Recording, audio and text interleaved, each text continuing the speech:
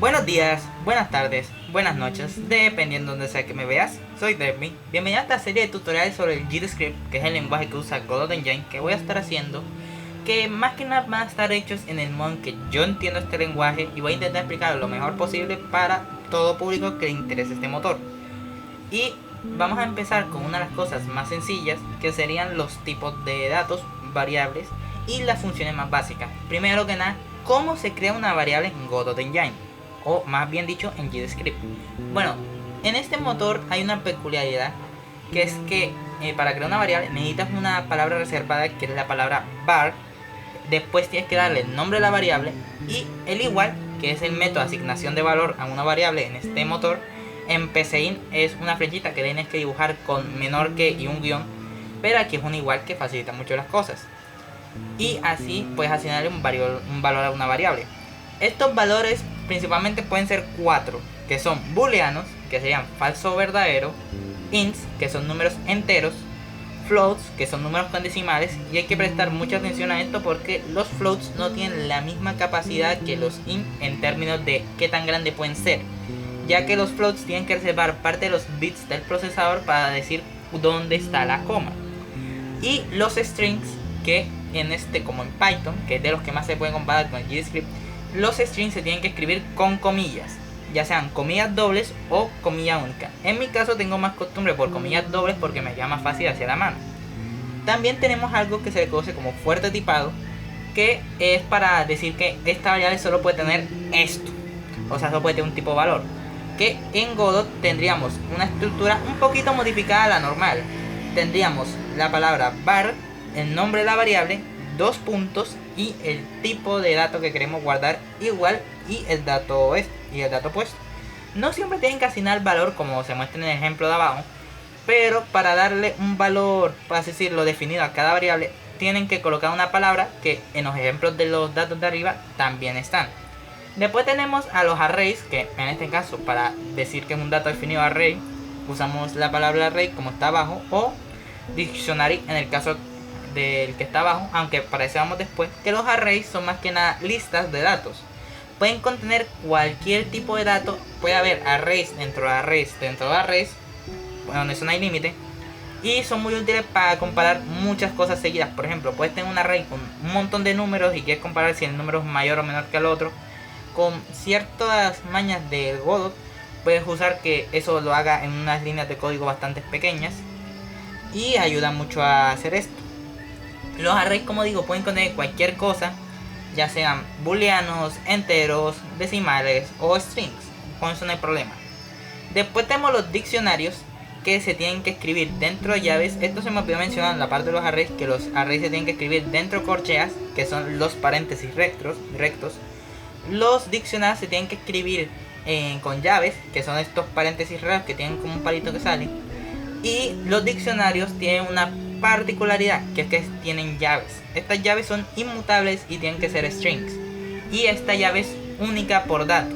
El dato que puede haber en un diccionario es lo que queda. Puede pasar lo mismo que los arrays. Un diccionario dentro de un diccionario dentro de un diccionario. Con eso no hay problema.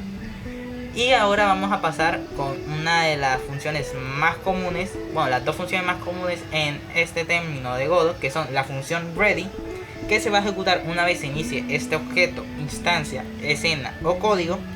Godot se maneja con muchas cosas, y entonces cuando el objeto, bueno, el nodo mejor dicho, entre en función, va a hacer lo primero que nada el ready, que va a ejecutar todo lo que esté en su función. Y después tenemos la función process, que va a ser un poquito similar al ready, exceptuando que esta se va a ejecutar cada ciclo del CPU, o sea, va a estar constantemente ejecutándose. Y si se dan cuenta, en la función process abajo hay una palabra designada que es pass. Esta palabra lo que hace, esta línea, lo que hace es evitar que la función cree un error. ¿Por qué? Porque si yo quito el pass, va a lanzar un error. Este error dice que no hay nada dentro de la función, y en dado caso que estén testeando, les va a saltar.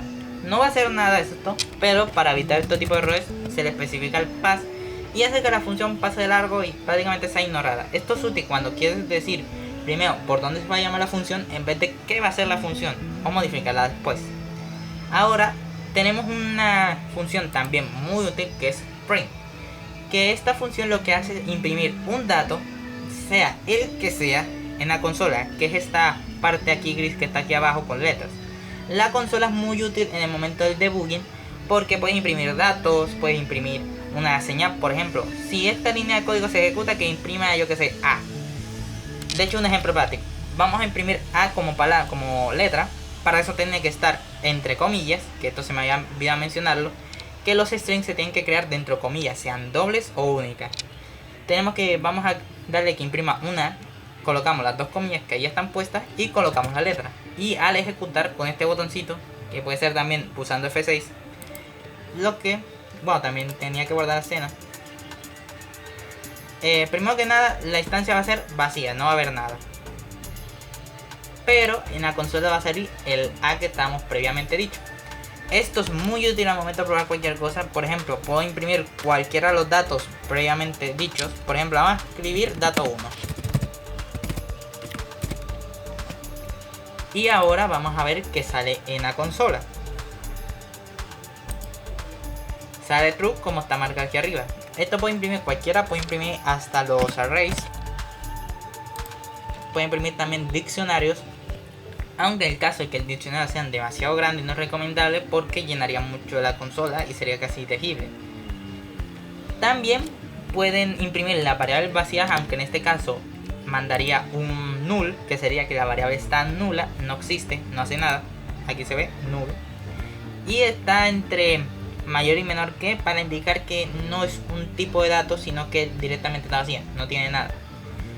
Y aquí está, vamos a escribir aquí pass. Y vamos a colocar el print aquí abajo.